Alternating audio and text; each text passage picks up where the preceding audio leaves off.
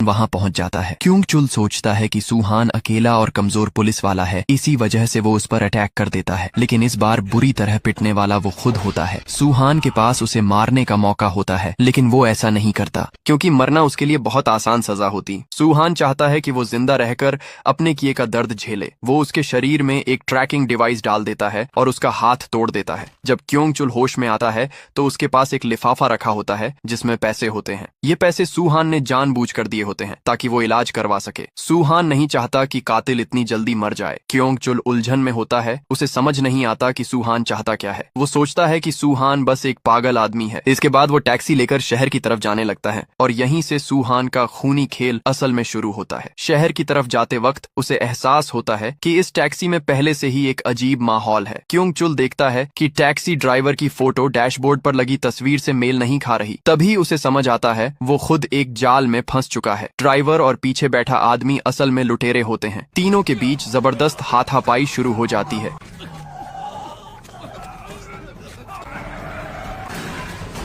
लेकिन इस बार क्योंग चुल ज्यादा तेज निकलता है। वो दोनों को मार देता है और टैक्सी अपने कब्जे में ले लेता है। पीछे देखने पर उसे असली टैक्सी ड्राइवर की लाश मिलती है। वो तीनों शवों को जंगल में फेंक देता है और गाड़ी लेकर निकल जाता है। सुबह होते ही वो एक प्राइवेट क्लिनिक पहुंचता है ताकि अपनी चोटों का इलाज करा सके। वहां एक नर्स को देखकर उसकी बीमार सोच फिर से जाग जाती है। वो चोरी छिपे मेडिकल स्टोर रूम में छुप जाता है। जैसे ही नर्स अंदर आती है वो दरवाजा बंद कर देता है और उसे उसके कपड़े उतारने के लिए मजबूर करता है। नर्स घबरा जाती है और अपने कपड़े उतारने लगती है, लेकिन इसी समय सूहान वहां पहुंच जाता है। ट्रैकिंग डिवाइस की वजह से